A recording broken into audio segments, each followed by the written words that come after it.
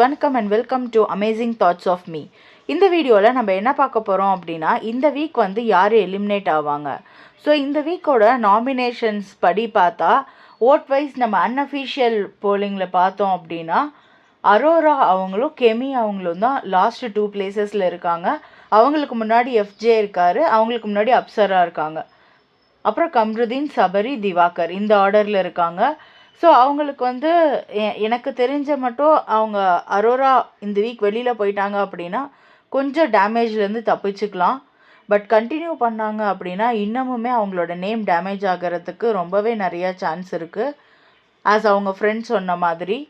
அதுக்கப்புறமா இப்போ கம்ருதீன் அவர் பார்த்திங்கன்னா கண்டென்ட் வந்து அரோராவோட பேசுகிறதும் பார்வதியோட பேசுகிறதும் நம்ம வந்து ஒரு ஹீரோ மெட்டீரியல், நம்ம இதுக்கு தான் வந்திருக்கோம் அப்படின்னு நினச்சிட்டே விளையாடுற மாதிரி இருக்குது. வேறு யாராவது இப்போ நல்லா விளையாடுறாங்களா அப்படின்னு கேட்டிங்கன்னா ஓரளவுக்கு நல்ல பிளேயர்ஸ் இருக்காங்க. பட் ஆனால் அவங்க யாருமே அவங்களோட ஒரிஜினாலிட்டியை வந்து காட்டல. டோட்டல் பர்ஃபார்மன்ஸில் அவங்களோட கவனம் இல்லையோ அப்படின்னு தோணுது. இன்னும் கொஞ்சம் நல்லா விளையாண்டாங்க, இன்னும் கொஞ்சம் நல்லா நம்ம என்டர்டெயின் பண்ணாங்க அப்படின்னா இந்த சீசனும் சுவாரஸ்யமாக போகிறதுக்கான சான்ஸ் கொஞ்சமாவது இருக்கும். நெக்ஸ்ட் வீக் வந்து யார் கேப்டன் ஆவான்னு நினைக்கிறீங்க? கனியா, சபரியா, இல்லை துஷாரா? அந்த பதிலை வந்து எனக்கு நீங்கள் கமெண்ட் செக்ஷனில் சொல்லுங்கள். திவாகர் அவர் கூட இப்போ என்னமோ சைலண்ட்டாக இருக்கிற மாதிரி தெரியுது. அவ்வளோக்கா அவரு தான் கண்டென்ட் கொடுத்துட்டு இருந்தாரு, பட் அவரும் இப்போ என்னமோ சைலண்ட்டாக இருக்கிற மாதிரி தெரியுது.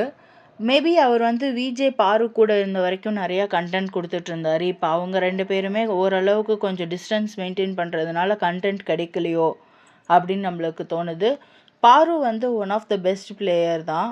அவங்கள வந்து ஃபர்ஸ்ட் வீக்லேயே அதாவது ஃபர்ஸ்ட்டு 2 டேஸ்லேயே அந்த கேம்லேருந்து எடுத்தது வந்து கொஞ்சம் கண்டென்ட்டுக்கு கோளாறாயிருச்சு. பட் ஆனால் அவங்க அதுக்கும் பஞ்சம் இல்லை. அடுத்தவங்களை வந்து டிஃபெண்ட் பண்ணுறப்பையும் அவங்களுக்கு அந்த சபரி மாஸ்க் வந்து உள்ளே போகாதது அவ்வளோ ஒரு சந்தோஷமாக இருந்துச்சு.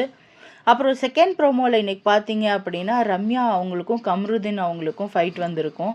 ஆக்சுவலாக கம்ருதீனுக்கு வந்து கம்யூனிகேஷன் ப்ராப்ளம் இருக்கிற மாதிரி எனக்கு ஃபீல் ஆகுது. நீங்களும் அதையே ஃபீல் பண்ணுறீங்க அப்படின்னா எனக்கு கமெண்ட் பண்ணுங்கள் friends. Thank you friends. Thanks for வாட்சிங் this video. Please do like, share and subscribe to my channel.